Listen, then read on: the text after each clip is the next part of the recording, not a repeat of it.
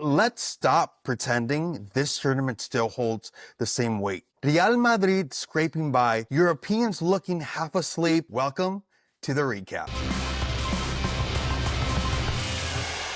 Is Real Madrid in a freefall after this shaky win against Pachuca? Are the European giants treating the World Cup like it's a preseason? Tell me I'm wrong. Tell me this doesn't feel like a glorified money grab at this point. I honestly think this tournament will hold weight, especially once we get some history behind it. There are a couple tournaments looking down the future, but I don't think that the Europeans are like asleep. The humidity, these East Coast games, 3 o'clock, 12 o'clock, they're really wearing them down. They're not used to playing in this kind of environment. But And isn't it's that showing because like you see the South Americans, the Mexican teams, even the American teams, they're used to this. It's not affecting them as badly. stadium with AC would have been more neutral for everybody? If you see the Inter Miami game that was in the right here in Atlanta in the Mercedes-Benz, it's a closed off dome, it's got AC. The conditions aren't as bad. It was a very exciting game, even though the scoreline was 0-0. It would have been more fair, but at the end of the day, it's hot for both of them. Some are used to it. It's the same conditions for both of them. Sometimes you get coaches that complain about that and they get scrutinized. Let's dig in a little bit. Real Madrid, the red card versus Pachuca, they still came out on top 3-1.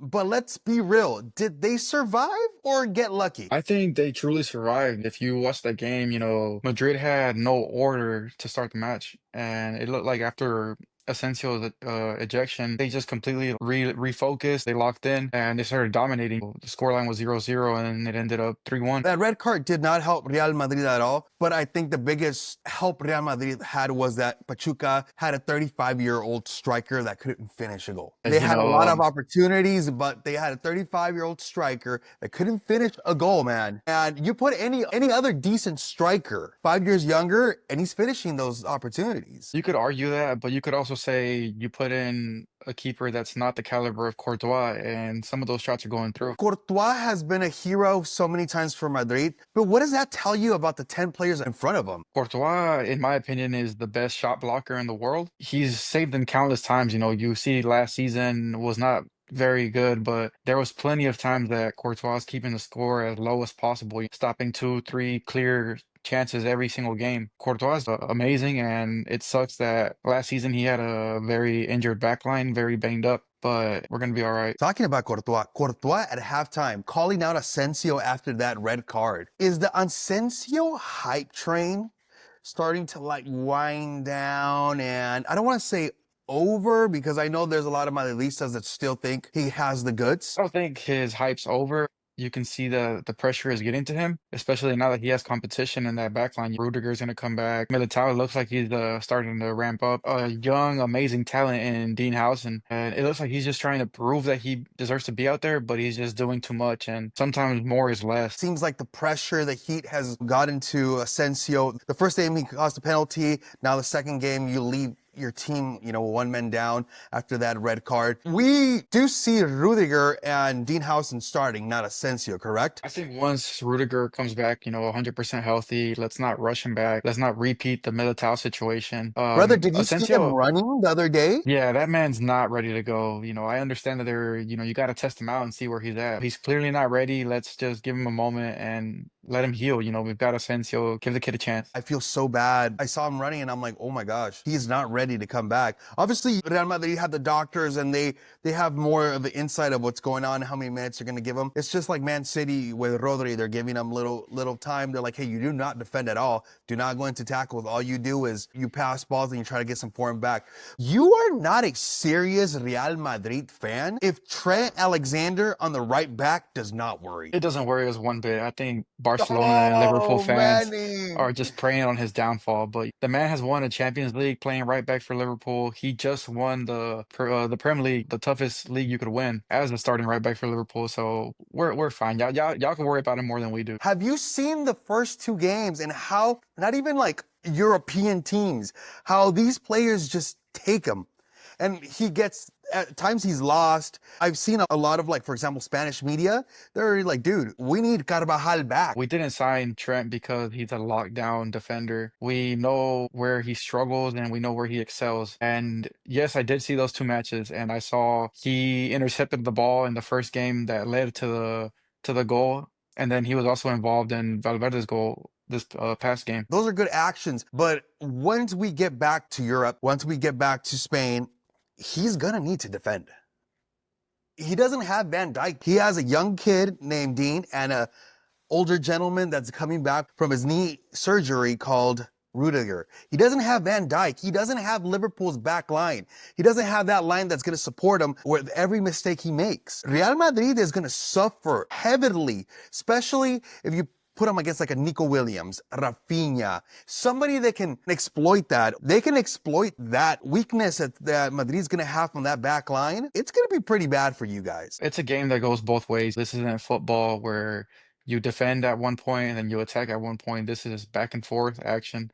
And Trent, the way that he contributes to the offense, it overshadows the underperforming defense. I see your theory, but then again, Real Madrid doesn't have a midfield that can hold and control the game at what an elite level team needs to do. And that's where Trent is going to have to defend. Last season, what happened? Madrid really didn't know what to do with the ball. Most of the time, they didn't have the ball, especially against the big games, against Barcelona, even against Atletico in the Champions League. They didn't have the ball. The other teams had the ball, and they had to defend. If Trent's not defending, that's going to be a big liability for Real Madrid. We've been playing around with the lineups, Xabi Alonso is rotating players, seeing what works, what doesn't. And this past game, I was excited to see Tchouaméni right there in that holding midfield position. Asensio picked up that early red card and they dropped Tchouaméni back to the center back position for most of the game. But I think you guys just sleep on Tchouaméni. That man is an incredible holding midfielder. We understand that Xabi is only 2 games in, but at best, this Real Madrid has looked average. How many games do we give him before we start questioning? Ancelotti was managing this team for about 4 seasons, made his imprint on this team. He molded them to his liking. He had his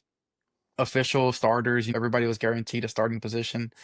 And it's going to take a bit of adjustment. That's why it would be great if this was a preseason, but you still have to take it seriously. You want to win that prize money. And it's good that we're rotating players, seeing what works, right before the season starts. Real Madrid will go to the knockout stages. They will face Juventus or they will face Man City. Most likely they're going to face Juventus. If Real Madrid gets knocked out by Juventus, you start raising an eye. If Xabi Alonso, after the next couple of games, he doesn't improve or he can't get these players to gel or can't get the players to actually show character and try on the field, I would start raising flags. I'm not sure if you saw the Madrid game. Jude Bellingham's goal came off of great team buildup and just moving the ball around. So did He did. Valverde's goal. Valverde got the ball, laid it off to Gonzalo, back to Valverde, off to Arda Güler, and then finished by Valverde. The ball's moving now. It's not really Ancelotti hero ball anymore. You can see that this team is starting to change. They're starting to play more as a team now. And I don't think being eliminated by Juventus is too big of a deal. Yes, you would like to beat them. You are expected to beat them. But Juventus has been doing very well in this tournament, actually. That's interesting that Madrid's mentality has shifted from we win everything, we're supposed to win everything, to it's okay. Why? No, we're not saying this tournament doesn't matter. We want to win it, but at the end of the day, it's not embarrassing if you lose to a Juventus. It's embarrassing if you lose to a very small club, somewhere from Australia, somebody from Saudi Arabia, which they're not small, but they're not there yet to compete with these guys. Maybe a Right. Mexican club, that would be an embarrassment. Or if Juventus just completely outclasses them, then you start raising an eyebrow. But if it's a very good, entertaining back and forth game, I think you live with it and you build off of it. Xabi Alonso just got here. We're building something. We see the changes little by little, and I think we're going to be fine in the long run. Right, Manny. Last question before we go, brother. With a poor or below performing Real Madrid, where in the heck is Vinicius Jr.? He was postponing his contract renewal. It's looking like he's going to resign, stay with the club, but I just feel like his head's not in the game right now. He's just trying to force his way past defenders. He's just trying to show off the skill moves. Maybe he's not taking this tournament serious, but it seems like the rest of the team is trying to play team ball, and he's just out here wanting to go one-on-one, and it's just not working right now. His attitude is different. It seems like he doesn't have a speed. That makes you think, is he taking it like a preseason where he doesn't want to get hurt?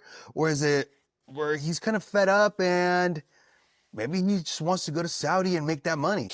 I can't speak for Vinicius, nobody knows what's going in his head, but it looks like he wants to play hero ball. He was very happy under Ancelotti. His starting spot was guaranteed. He was never going to hit the bench. And, it looks like Xabi Alonso is not afraid to bench anybody. That's true. Look at Rodrigo. That man said he was ready to play, and I think he's headed towards England. Where, Arsenal or City? There's talks about Arsenal ramping up, so we could see something very soon. Manny, anything before we sign off, brother? A la Madrid. Hopefully you enjoyed this video. If you do, make sure to like, share, subscribe. Make sure to send this to anybody. I mean, anybody with some ball knowledge or zero ball knowledge. See you here next video.